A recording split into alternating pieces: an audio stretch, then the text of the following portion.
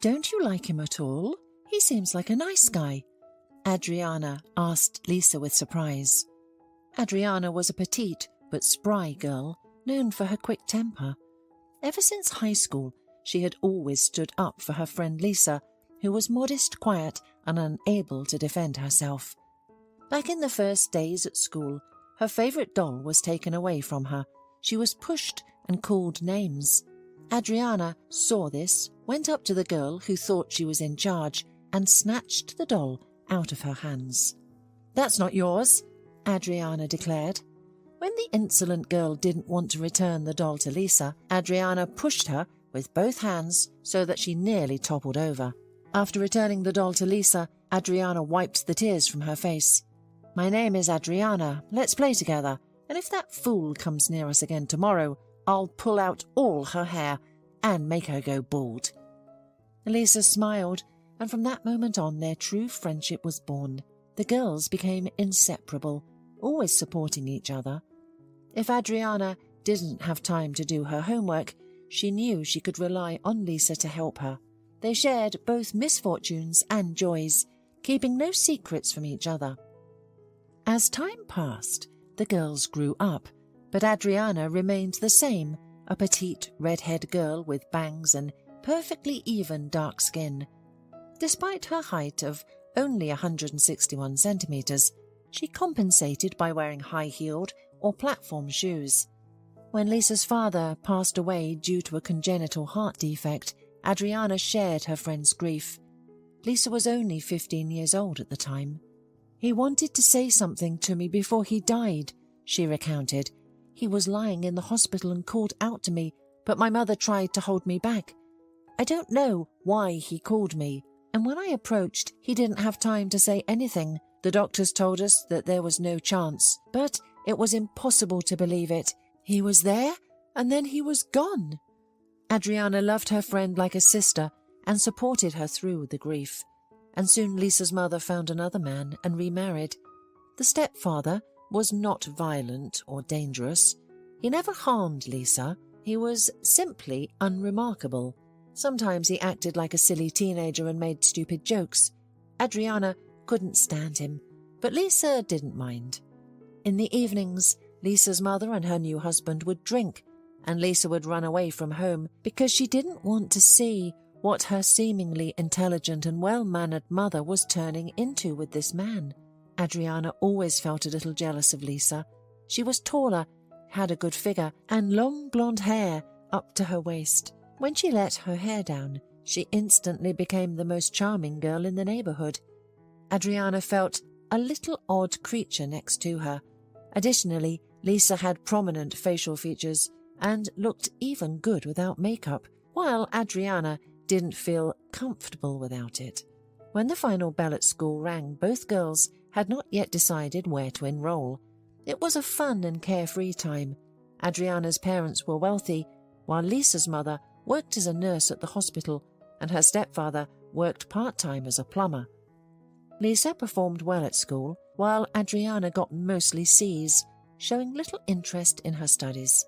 Her mind was occupied by boys, specifically one boy named Carl, but he ironically liked Lisa, which caused some resentment between her and Lisa. "Why didn't you tell me earlier that you liked him?" Lisa wondered. "Because you can date him if you like, I don't care," Adriana replied.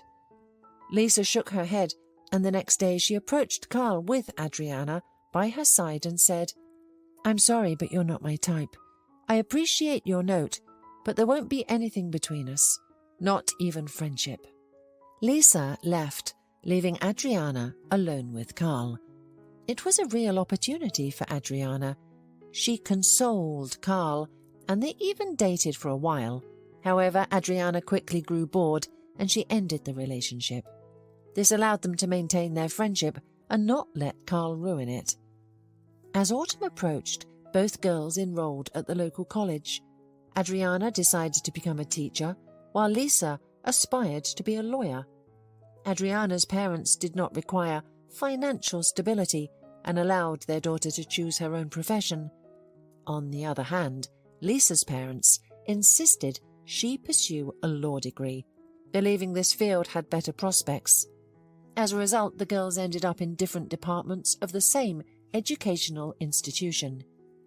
They graduated from their first course, spent the entire summer enjoying carefree fun, going out at night and working part-time during the day. For Lisa, it was a necessity, and Adriana didn't want to sit at home all day and joined her friend in working as well. They worked as waitresses, taking shifts. If their shift was during the day, they could go to the club in the evening, and if it was at night, they rested during the day and worked at night. They would wear uniforms when serving banquets, but sometimes they would also participate in parties at the cafe. Adriana, when she drank, loved to dance on the table. Her figure allowed her to do so, and she moved with great skill. However, Lisa was more modest and couldn't perform such feats. She envied her friend's freedom in that respect. Now, as the school year began again, the girls had to leave their jobs and focus on their studies. One day, tired from their academic pursuits, they wandered through the park. "No, he's not my type at all," Lisa exclaimed. One of her classmates had complimented her, and Adriana was already planning their wedding, but Lisa had no interest in dating. "Well, take a closer look. It's time to focus on your personal life," Adriana advised. "I took a closer look a year ago. There is no spark between us, so I'm not going to take a close look. That's it," Lisa answered firmly, and Adriana sighed sadly. Suddenly a woman caught their attention. She was middle-aged, blonde-haired, and dressed in gypsy-like clothes. "Can I tell your fortunes, lovelies?" she asked with a smile, approaching the girls. Adriana was willing to pay for her services and stepped forward, but Lisa stopped her. She had a fear of gypsies, fortune-telling, and anything related to magic.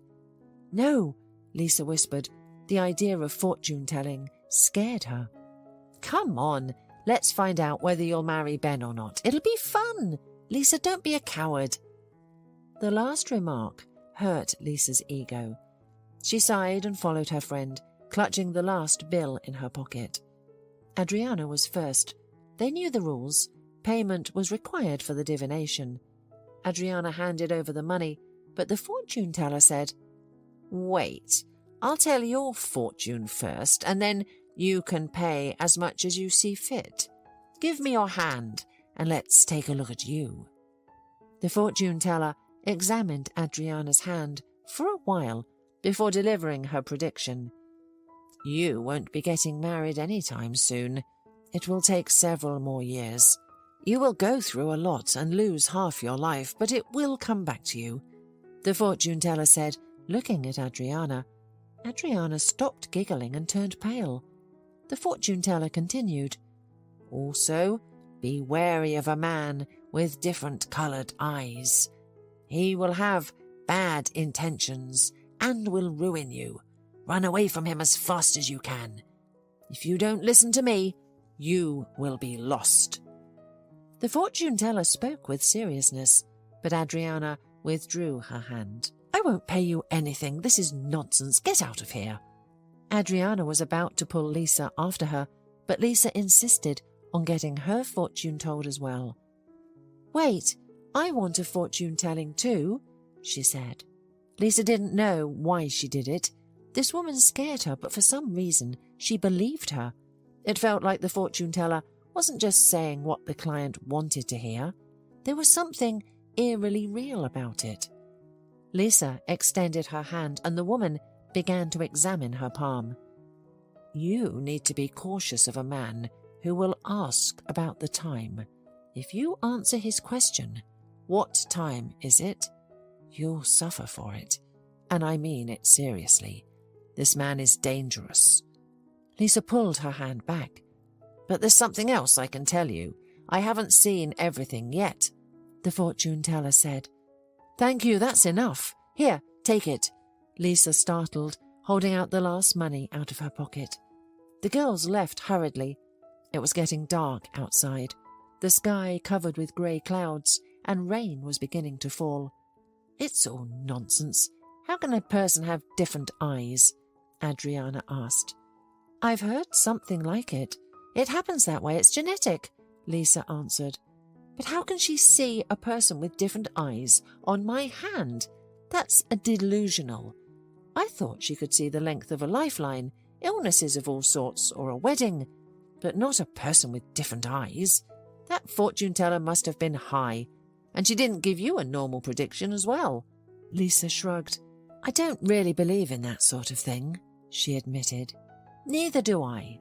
The girls rounded the corner and immediately bumped into 3 big guys. They looked at them and smiled. "Oh, beauties, we've been waiting for you. What's up, college girls? By the way, what time is it? It's probably too late to walk alone." Adriana was scared. She was brave when defending herself against bullies at school, but these were grown men, and one of them had a knife in his hand. "It's 8:30. I'm sorry, we have to go," Lisa said firmly. Suddenly, the fortune teller's words about not telling the time came to her mind, but that was the least of her problems at that moment. The men didn't let them pass. "What do you want? I'll give everything I have if you let us go," Adriana said in a trembling voice. "Of course you will, and not just your things," chuckled one of the attackers. He grabbed Adriana by the hair, and at that moment Lisa struck him in the face with all her might, using the metal watch she had taken from her hand. The guy squealed and let go of Adriana. She rushed away without a backward glance. "Adriana!" Lisa shouted, but she was already being held by 2 men. She realized she couldn't do it alone, and her friend didn't even turn around. "She'll call the police. I just need to stall for time," ran through Lisa's mind. She tried to engage the guys in dialogue, but they were too drunk and embittered for that. "Now you're going to work it off for her." The 2 guys started throwing her at each other, trying to rip her clothes off. Lisa squealed, begging them not to touch her. She didn't have any money with her, nor did she have any expensive things. What else could she offer her attackers? The guy she'd dinged with her watch was standing off to the side, swearing and trying to stop his nose from bleeding. He was the one with the knife. He returned to the others when Lisa was left, wearing only her jeans and the thin tank top she wore under her sweaters to keep warm. "You broke my nose. Take that!" he shouted, and stabbed Lisa right in her cheek. She fell to the ground, and immediately blood spilled across the pavement. "What have you done? Have you killed her?" One of the hooligans was terrified. Lisa didn't get up again. The blood kept flowing. Finally, she came to her senses. There was no one nearby. She clasped her hand over the wound that stretched from her cheek to her neck. It had cut her neck, so it was bleeding. Lisa pressed down on the wound. She started calling for help, but no one was there. "Adriana! Adriana, help!" she shouted. Finally, an unfamiliar man in his 40s ran up to her. "What happened to you?" he asked. "I was attacked. The blood won't stop," Lisa whispered, ready to collapse without feeling again. A woman appeared next to the stranger.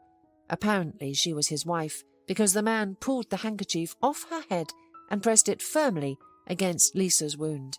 By the time the ambulance arrived, the bleeding had almost stopped.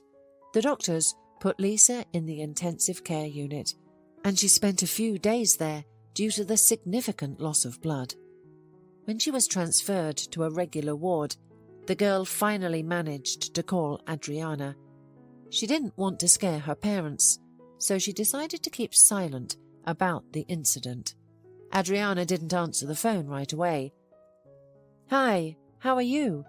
came through the receiver. "How am I? You ran away, leaving me there alone. Do you know what they did to me for freeing you from that freak? He scarred me all over my face. I almost bled to death on the spot. 5 millimeters to the side, and I would have died. I've been in intensive care the whole time. How could you just run away?" "I'm sorry. I was scared. You would have done the same thing if you were me. They wanted us. They didn't do anything to you, did they?" Adriana asked, embarrassed. They didn't. Not with your prayers. Lisa hung up the phone. Soon she was discharged from the hospital, and she went to the dormitory. Sadly, there was now a huge scar across her face. The doctors informed her that it would be very difficult to remove such damage. Good plastic surgery was needed, but it would come with a hefty price. Upon seeing Lisa, Adriana rushed to hug her, but her friend pushed her away, saying, "Don't come near me again." The first thing Lisa did was approach the dormitory head and tell her everything. Despite the lack of available rooms, the head understood the situation and assigned Lisa a different room with a new roommate. It was clear that she could no longer stay with Adriana in one room. Lisa never disclosed the incident to anyone else. However, everyone knew she had been attacked, and it seemed that the details had spread through the head of the dormitory. A few days later, Adriana approached Lisa again, accusing her. "Aren't you ashamed to tell everyone how brave you are and how bad I am? Will you stop gossiping?" "I didn't say anything to anyone except Mrs. White, and you're a really trashy friend, so there's nothing I can do to help you with that." Lisa pushed Adriana's shoulder and walked past her. In anger, Adriana pushed Lisa with great force, causing her to fall to the floor. "I may be trashy, but you're ugly," Adriana shouted before walking away. Their friendship came to an end, and they each went their separate ways, facing great difficulties. Lisa struggled emotionally without her friend, missing her presence. However, reconciliation was impossible after what had transpired. She began to feel hideous, as everyone looked at her scar with fear and disgust. As a result, Lisa never dated anyone and felt completely alone. Her prediction came true on the same day as the incident. The fortune teller had warned her. Perhaps if she hadn't glanced at her watch, she wouldn't have thought to hit someone with it. But it happened, just as predicted. Adriana also missed her friend terribly, feeling guilty and angry. She believed Lisa had been spreading gossip about what had happened. Adriana quickly found a boyfriend, and the two girls didn't see each other until graduation. Lisa started wearing dark glasses with large lenses to partially cover her scar. She let her hair down to try to conceal it as best as she could. Those guys were eventually caught, and the police discovered that they had robbed several more people. Lisa participated in a lineup and provided testimony, resulting in their sentences. The one with the knife received a particularly severe punishment. The guilty were held accountable. On graduation day, Lisa walked down the street in a beautiful dress, with her hair pulled up. She liked this hairstyle, despite it exposing the ugly scar across her face. While walking through the same park, she spotted the fortune teller in her gypsy outfit and approached her. "Do you remember me?" Lisa asked. The fortune teller sadly gazed at her scar and replied, "I remember, my dear. I remember. Your prediction came true on the same day, and now I have this scar." The fortune teller then asked about Adriana. "What about your friend? Has she met someone of a different eye?" "I don't know. She left me alone that day. She betrayed me. I'll never forgive her." "You will, sweetheart. I saw that your paths would diverge, but they will meet again. Don't be sad. You can't remove that scar from your face." "There's nothing I can do about it. I've never had enough money for surgery. For the past 2 years, I felt like an outcast. Everyone stares at me with disdain. Who would marry me? Who would want me looking like this? Ugly." Lisa shook her head. The fortune teller sympathetically pressed her lips and said, "We'll think of something, my dear.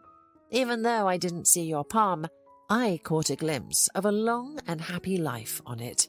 You will go through turning points and hardships, which are necessary for personal growth and positive change.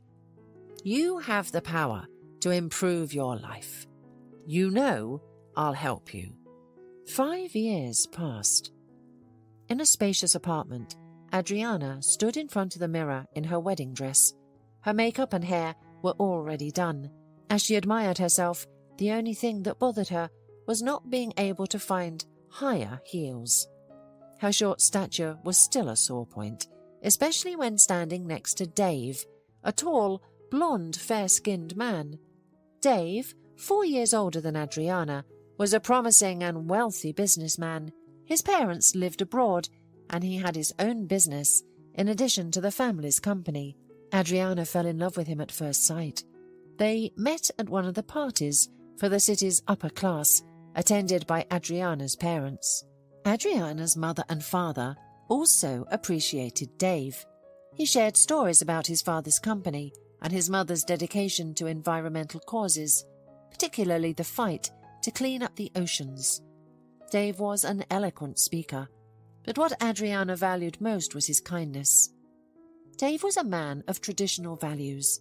He never pressured her for intimacy unless she wanted it. He showed care and compassion towards animals and nature, and often spoke about sponsoring clinics for sick children. Adriana couldn't help but shed tears when Dave shared stories from these clinics. Dave had no intention of rushing the relationship and was acting like a teenager in love. One day they rode the Ferris wheel. The lights of the city at night were intoxicating and mesmerizing. Suddenly, Dave took Adriana's hand and said, "I want to spend my whole life with you. Every minute of it. I adore you. Be my wife and the mother of my children. I love you so much." Adriana was over the moon. This was accurately what she had dreamed of her whole life. Dave was the man she had envisioned, tall, blonde and handsome, and her parents were happy too. They were worried that their daughter would bring home a ragamuffin, but Dave seemed to be a reliable young man. Happy Adriana forgot about everything else in the world. She was already working as a teacher at a prestigious high school, just as she had always dreamed. When Dave saw his beautiful Adriana at the wedding ceremony, he almost moved to tears. The woman gazed into his blue eyes and melted with tenderness. "I wish your parents were here. I would really like to meet them," she whispered to him. After the ceremony, Dave arranged a video chat with his parents to introduce Adriana to them.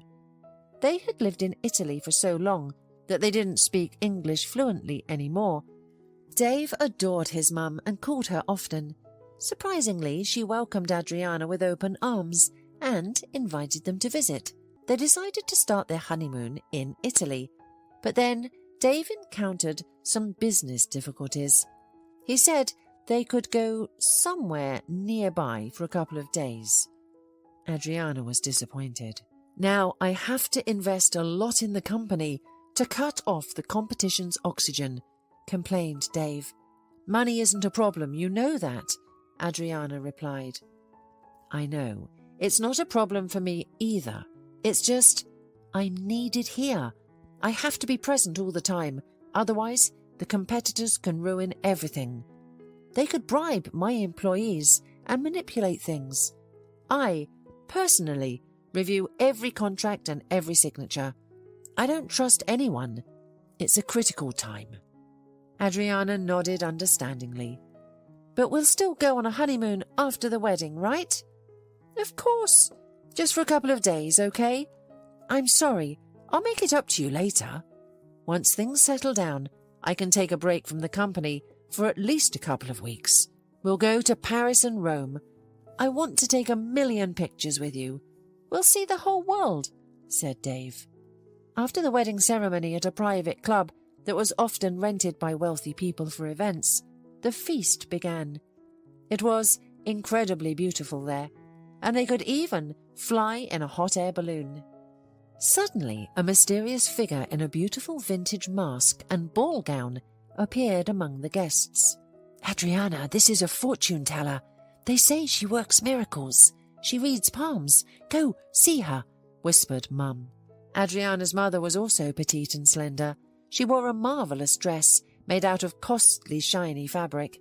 Adriana turned around and saw a lady in a mask. She remembered how she and Lisa had once gone to a fortune-teller, but the fortune-teller turned out to be a charlatan. None of Adriana's predictions came true. She had never met a person with different-coloured eyes in her life. Dave's eyes were a deep blue. The fortune-teller, dressed as a girl from the last century, with a carved masquerade mask on her face, took a step towards Adriana. "Don't be afraid, come on," Dave encouraged Adriana. The newlywed timidly held out her hand. "Don't be offended. I don't believe in you," she said. The fortune-teller began to examine her palm. "Well, will my daughter be happy with her new husband?" Adriana's mum asked, smiling. "I cannot say," replied the fortune-teller, "but I see that you should be aware of a man with different-coloured eyes. He will ruin you," she warned Adriana. Adriana recoiled, turning pale. What nonsense is this? She shrugged it off and went on, while another tipsy relative approached the fortune-teller.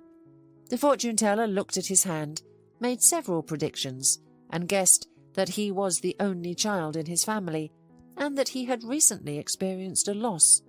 The man was amazed. He generously paid for the predictions. Other guests approached the fortune-teller, and then she seemed to vanish. Meanwhile, Adriana was troubled by her words. She intended to find and unmask the woman she believed was hiding beneath it. In her opinion, she was the same blonde-haired woman she had encountered long ago with Lisa. However, Adriana realized too late and couldn't locate her. Meanwhile, the fortune-teller, discreetly concealing money under her clothes, hurriedly turned the corner of the nearest building and leaned against the brick wall. She removed her mask, revealing an ugly scar that stretched across her cheek and ended at her neck. Lisa gazed up at the sky and whispered, "After all these years, I've encountered her again. Why?" Lisa never expected to see Adriana again, as they belonged to different social circles. They socialized in different circles. Lisa got a law degree and got a job in social welfare, where she helped poor people in difficult situations. The job was mentally challenging, but Lisa recognized its significance. With her education, she could have worked for another organization with higher salary, but Lisa deliberately chose this place. Dolores, the fortune-teller she had encountered 5 years ago, continued to have an impact on her life. Lisa eventually moved into Dolores's small apartment. Her own parents had succumbed to alcoholism, making it impossible to live with them. Lisa and Dolores became close friends and shared a deep bond. The fortune-teller loved Lisa as if she were her own daughter and shared her knowledge of chiromancy. Dolores was the daughter of a carpenter and a witch doctor. Her parents resided in a village where Dolores grew up. Their family had several peculiarities passed down through generations. Firstly, the birth of a girl in their family was considered unusual, as they primarily had male offspring. Dolores herself had 4 elder brothers. Her mother also bestowed upon her the gift of healing and taught her how to read palms. These were only fundamentals. Dolores's mother believed that her daughter would continue their work in the village, healing people. However, Dolores became captivated by chiromancy. She pursued a degree in ornithology, but chose not to work in that field. By the time she obtained her diploma, Dolores was already well versed in chiromancy, having read numerous books, compared observations, and begun practicing. When official bodies became interested in her abilities, she feigned ignorance, claiming to have merely studied psychology, and accused others of being fooled by her manipulations, asserting that coincidences were either accidental or based on her understanding of human nature and simple observation. Dolores's personal life had its challenges. At the age of 16, she committed a grave sin. She gave birth to a daughter, but left her in an orphanage, signing a refusal. The child was conceived with a man she loved. On the day she announced him her pregnancy, he said that he was married. Dolores's mother sent her to live with her aunt in the distant village. Dolores's aunt instilled in her the belief that giving the child to a couple unable to conceive was a noble deed. Dolores was still naive and foolish and succumbed to her aunt's notions. Afterward, when she grew up, she relentlessly tried to find her daughter, but to no avail. Dolores's father believed that girls in their family were true miracles and insisted that giving the baby away was inconceivable. On the other hand, her mother feared that having a baby would burden Dolores's life and restrict her future. She worried that Dolores would never marry if she kept the child. However, after studying her own palm, Dolores realized one simple truth.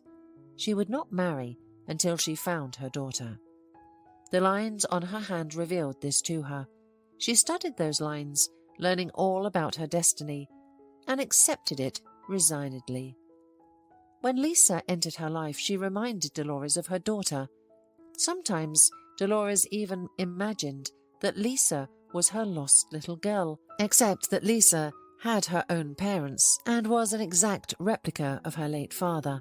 Although Dolores sensed a motherly bond with Lisa, their relationship was more akin to friendship. When it was time for her to leave the dormitory, Dolores invited Lisa to stay at her place, and she agreed.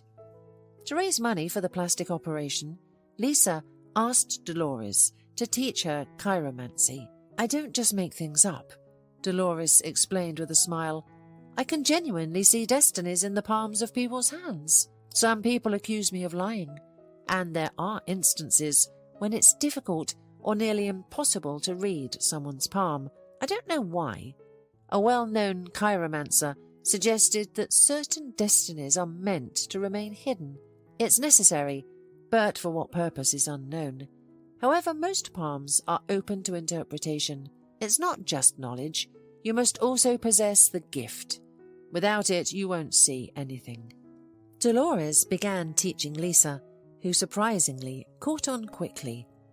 The two of them practiced together, and Lisa was able to see things on Dolores's palm that she herself had not been able to see. "I see water trauma, and very soon," Lisa said. "You're reading the wrong signs, I told you. They need to be memorized, and as well as possible." Lisa shook her head. "Look, I'm sure of it." Dolores pressed her lips together unhappily and looked at her own palm, which she had studied millions of times. "This mark wasn't there before?" she exclaimed, startled. "I told you so," said Lisa with pride in her voice. "Lisa, you have a gift. You read everything correctly. I hope you won't leave me now. It looks like I'm going to need treatment and help soon." Lisa shook her head. "Of course I won't leave you. Don't be afraid. Your lifeline isn't interrupted. Everything will be all right. You can see for yourself." Dolores nodded, but she realized that she was in for a serious test. Soon she caught a cold, and she waited with dread for the consequences of the illness. But there were none. Engaged in chiromancy, Dolores had a permanent place of work. She sold tickets to the movie during the day and went to the park in the evenings. That's how she lived. When Dolores had already recovered from the cold, she was walking home from work and slipped. She fell so sharply and unexpectedly that it turned out that she had fractured her femur. She had to undergo surgery, so she was bedridden for a long time, and Lisa took care of her. Meanwhile, Lisa wasn't at Adriana's wedding by chance. She was invited to work as entertainment for the guests. Lisa dressed beautifully, her mask cleverly disguising her face and scar. She knew how to speak with the right intonation so that a person would feel and believe her. Dolores had taught her that too. Meanwhile, the wedding was in full swing. Adriana withdrew from the crowd and sat alone, pensively going over the hem of her wedding dress. "Oh, I'm looking for her everywhere and she's sitting here sad." Dave appeared behind her. "I'm sorry. It was the fortune teller who pissed me off. I don't like fortune tellers." If I had known in advance, I would have asked to take her from the program, but I meant well. I was told there's a woman who comes in a beautiful dress at the event, entertaining the guests by giving amazingly accurate predictions. A charlatan, of course, and nothing to speak of. What did she tell you? Adriana looked at Dave. He did not hear the prediction, and she did not want to tell, especially because the story went back deep into the past, where Adriana had behaved ugly. She was ashamed of it and did not want to tell, let alone remember. A lot of nonsense. She works in such a field and doesn't realize that on such a day she shouldn't say anything bad. She spoiled the whole holiday, Adriana said, offended. Dave came closer and kissed her. I know how to fix everything. Tonight I'll give you the most unforgettable night of your life. Do you want to run away from here? He suggested. Adriana nodded. She remembered how happy she was and put all this nonsense out of her mind. They spent an unforgettable night in the honeymoon suite. Everything there was of the highest order. Champagne, strawberries, and a bed the size of a small apartment. In the morning, Adriana woke up all alone. She realized that her husband was taking a shower and hurried to join him. She playfully came into the bathroom, but Dave was not in the shower. He was standing at the sink. Damn it, I can't do it myself, he scolded, looking at himself in the mirror. What's wrong? Asked Adriana. A contact lens fell out and I can't put another one in. I've always used a different brand, but those lenses stopped producing. Adriana came over and turned his head toward her. Dave looked at her, and she saw that one of his eyes was green-brown and the other pale blue. Adriana started to back away. What is it that scares you? It's not contagious, don't worry. It's just heterochromia. I wear lenses for my eyesight, but I always wear one to correct the colour too. So there are fewer questions. I've had it since I was a kid. Adriana looked at him as if he had performed Harry Kiri before her eyes. She was scared, but she needed to pull herself together. I'm sorry, I just didn't know. Why haven't you told me before? Well, we haven't known each other that long, to be honest. I guess there are many things I don't know about you, too. He walked over and hugged Adriana. The woman hugged him back and even managed to squeeze out a smile, almost a real one. Then she walked her husband to work and immediately called the wedding planners. I need your fortune teller. Tell her that one of the guests became interested and promised to pay a lot if she would look at her hand, and we need to meet today. Lisa, of course, accepted the offer. If she had known who wanted to meet her, she would have definitely refused. But she suspected nothing and went to the hotel room Adriana had rented. She was wearing her usual work uniform, a mask and a dress. Good afternoon, she greeted. Adriana emerged from the other room. Upon seeing her, Lisa began to stagger backward. I knew you would come. You were the one who made me the prediction years ago, weren't you? Adriana boldly approached Lisa and removed her mask. She had expected to see anyone, but not Lisa. Shocked, Adriana started to stagger backwards. Is it really you? Are you a fortune teller? How? Why? Lisa realized she couldn't avoid the conversation and sat in the armchair. Adriana slowly sat down on the bed across from her. That fortune teller taught me her skill. It's chiromancy, a little psychology. I didn't know it was your wedding, I'm sorry. Adriana stared into her former friend's face. Tears welled up in her eyes. She didn't realize how much she missed Lisa, because she was like family to her, like her little sister. Did you say that on purpose to upset me? Adriana asked with hope. Predictions have to come true. I'm not as good as Dolores, but I also saw trouble on your hand from a man with different eyes. Did you find your different-eyed man? Adriana nodded. And who is it? Lisa asked. That's my husband. I just found out this morning that he wears contact lenses. I need to go see that fortune teller. No offense, but I have a hard time believing in your fortune-telling abilities. Lisa shrugged and took Adriana's hand without permission. Adriana didn't resist. You've experienced trauma. You've been alone for a long time, just like before. You have a lot of money, and someone else to you is seriously ill. But he's not going to die. Who is he? Lisa asked. Adriana swallowed, shocked. Daddy is suspected of something. He's sick. They're currently deciding if it's possible to perform an operation. Lisa looked Adriana in the eye. I don't see the funeral. I need to have his hand checked, of course, but yours looks fine, except for the man with the different eyes. You haven't deviated from that path yet, and you could get hurt. It's a matter of life and death, Adriana. Lisa's words didn't convince Adriana, so they went to Dolores's house. Dolores was at home and opened the door with crutches. Hello, and come in. Dolores smiled, unsurprised. 10 minutes later, she confirmed that Adriana's arm had all the things Lisa had mentioned. Adriana was shocked. When the conversation was over and it was time to leave, she turned around in the doorway. I missed you so much, she admitted. Lisa sighed. The anger was long gone. And I missed you too. Take care of yourself and come if you need to. You know where I live. May I write down your phone number? Adriana asked. Yes, of course. Lisa dictated the number, and Adriana left. The feelings were mixed. Lisa didn't know how to take it. Such a friendship is hard to destroy. It can withstand both insults and separation. You have a friendship of souls, not minds, so you will keep coming back to each other, Dolores concluded. Lisa smiled at her and changed the topic. Do you want me to make some soup? Of course, I'll help, answered Dolores, and they went to the kitchen. Meanwhile, Adriana went to her father's study and told him the whole story. So, that's why you stopped being friends. Your mum and I were puzzled over it.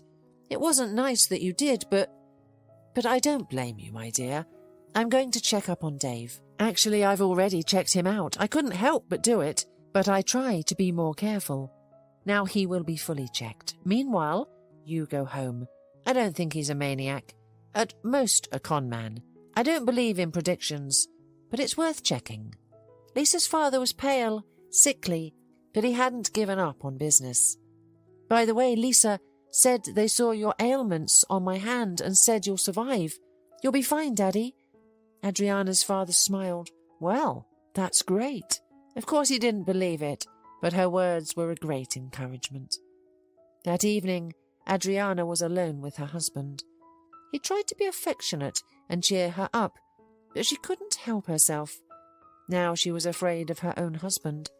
She had believed the fortune-teller. Lisa's prediction quickly came true, and she claimed to have seen the same thing on her palm. When night fell, Dave began to kiss her, but Adriana refused him. He reacted violently. What's wrong? You weren't like this yesterday, and I was preparing a surprise for you. Adriana raised her eyebrows and asked, What kind of surprise? A boat trip. I rented a boat just for us. Adriana shook her head and replied, I get seasick. We can set sail tomorrow morning, and don't lie about being seasick. I specifically asked your parents about it. Adriana, what's going on? I am upset with that fortune-teller. I met her today. You know, she said that I was going to get sick and die. Adriana lied. Dave reached out his hands to her and said, Silly girl, come to me. Come. I won't touch you. Let's just lie together. Adriana went to her husband and hugged him. She remembered all those old feelings and held on to him tightly. However, the fear still wouldn't let her go. She had become his wife, and that's probably all he needs if he's a marriage scammer. In the morning, as soon as Adriana woke up, he started persuading her to go on this trip. How about tomorrow? She suggested. No, come on. It's like you've been replaced. I'm not accepting no for an answer. Pack your things. Am I your husband or not, after all? He jokingly asked. Adriana nodded and went to the bathroom, where she sent Lisa a message. Soon Dave knocked on the door. You've been in there a long time. Is everything okay? He asked. I'm getting ready. Give me a minute, she shouted through the door. She came out of the bathroom and looked at him fearfully. He understood everything just from that look. Adriana walked past him, and he went into the bathroom. A minute later, he came out with her cell phone. "Come over soon. You were right. My husband wants to kill me?" he questioned, reading the text from her phone. Adriana started to back away from him, and Dave staggered after her. "What is it, Adriana?" She shook her head. "Stay away from me." Dave stood still, crossing his arms over his chest. "Please, explain how you found out." "I went to great lengths to clean up my background so that no one would bother me. I assumed another man's identity, even forged a passport. Dave supposedly died of a drug overdose in Bali 2 years ago. Thanks to me and Photoshop, his friends and family still believe he's alive. The truth is, nobody really cares about him. All that matters is money, not a person's true worth." Adriana started to back away in terror, exclaiming, "I'll scream!" "You can scream all you want, but no one will hear you. You're going with me anyway. I've planned a glamorous death for you. You'll drown in the water. Isn't that marvellous? After all, you'll simply return to your natural habitat." Adriana gathered her courage and attempted to dash past him towards the door, but he caught her and threw her back. She began to scream, and that's when she was struck on the head. When she woke up, she found herself on a boat. The sea breeze tousled her hair, and the sound of the engine brought her back to her senses. Her head throbbed with pain. The wound on her temple was incredibly tender. She glanced around, struggling to make out the faint outline of the shore. "Are you awake? I was beginning to think I'd have to throw you in the water. Now you can scream. No one can help you." "Well, scream." Dave laughed. "Why do you want to do that?" "Because of money, of course, stupid rich girl." He laughed in her face and stopped the boat. Adriana tensed up. "According to my plan, it will take a while for you to be found. Your mum said you were a good swimmer, but I read on the internet about how much a person can swim against the current. As you can see, it's low tide today and the waves will work against you. I took the distance as a margin, more than a normal person can swim." Adriana cried. There was only water around, just water and nothing else. "Don't, please. I'll sign everything over to you. I'll give you the money myself, as much as you want. Please don't." Dave ran his hand over her cheek. "Jump, otherwise I won't be able to resist and hit you for the last time. Then the sharks will find you still alive. People say it hurts." Adriana was crying. She turned her back to him, and he pushed her off the boat with his foot. Adriana found herself in the water, her head aching and feeling dizzy, with the waves lapping at her. She waited for Dave to start the boat and leave, and then swam after him. She realized that she would never make it to the shore, but she didn't panic. She knew she just had to do her job, and that was it. Adriana was determined to survive, but nevertheless, after an hour, she gave in to desperation. There was still no shore in sight. Was she going the right way? Adriana lay down on the water to rest, but the waves drowned her. She started crying. Lisa received her message and immediately took a cab to Adriana's house. As she pulled up, she saw Dave put something wrapped in a sheet in the back seat and get in the car. "Slow down, don't get too close," Lisa asked the driver. The driver was startled. "What the hell is that?" he asked. "We have to go after that car. My friend is there," said Lisa. She followed Dave, but the cab got caught in traffic. She paid, ran out, and followed on foot. When she reached the marina, his boat had already left. "Help! I need help, please!" she pleaded with a fisherman. "Well, how much money do you have?" the fisherman asked. Lisa pulled out some money from her pocket. The man laughed out loud.